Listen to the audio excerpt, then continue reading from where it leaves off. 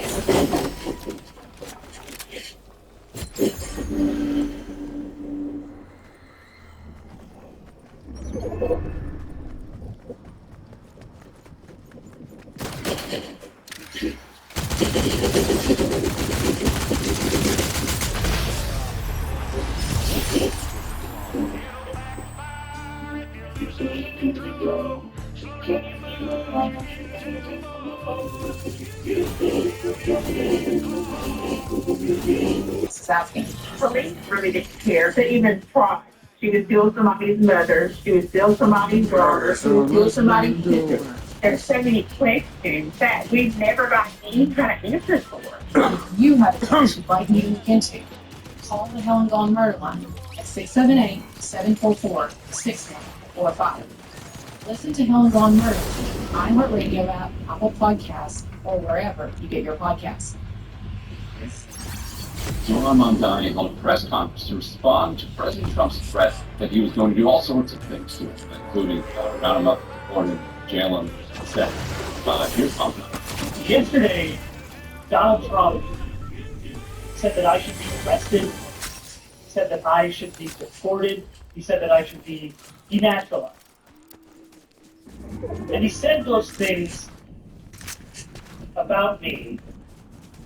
Someone who stands to be the first immigrant mayor of the city of generation, someone who would also be the first Muslim and the first South Asian mayor of the city's history.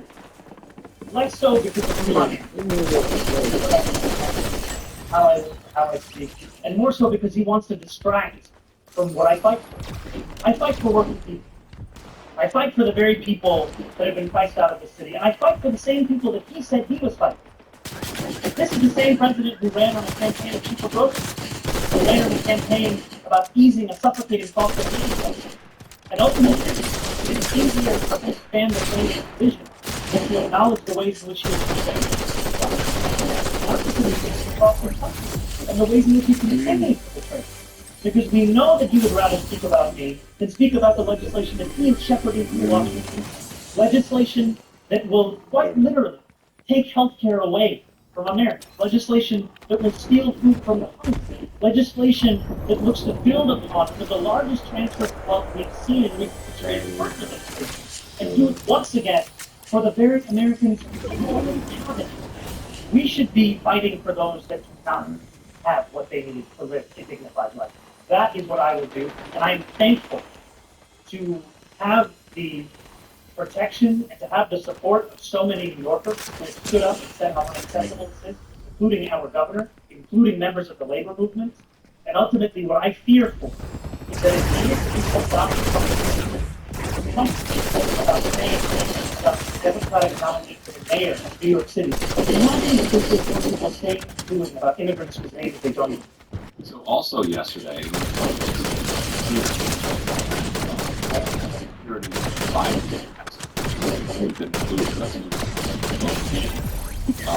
is founder of Bikers for Trump, and Rudy Giuliani, who is, believe it or not, the former mayor of New York once in his life, as well as some other folks. They met, and they quickly decided that the main thing the Homeland Security Advisory Council needed to focus its meeting on was what they were going to do talking about the Homeland Security Department having authorities that haven't been used in the past, that maybe we can get to that. So before we get into the actual threats, what I want to talk about his response to it, because we both think this is the expression of a populist Democratic Party that could exist, that does not exist. These are the kind of green shoots of it popping up.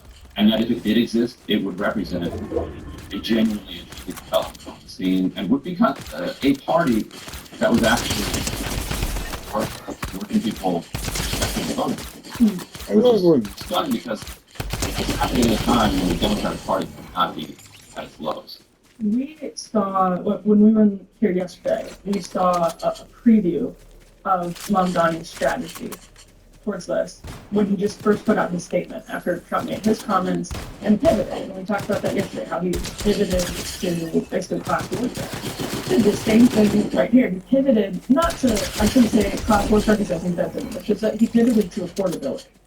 And it's like, this is what you do if you realize your average voter isn't Liz Cheney. This is how you run a campaign where you're going after Trump, but you're not fully taking Trump's bait. And I think it's genuinely a pretty interesting development for Democrats that they now have a kind of textbook example of how to do the thing. Right. It's not backing down on the initial charge. It's not apologizing for any of the cultural war stuff that Trump is doing here. It's pushing back on that, but then it's moving and saying the reason you're doing this is because you're a billionaire who care about people and you just want to distract the fact that you're stealing everybody's Medicaid, and that you promised to run to make the groceries cheaper, and you're not doing it.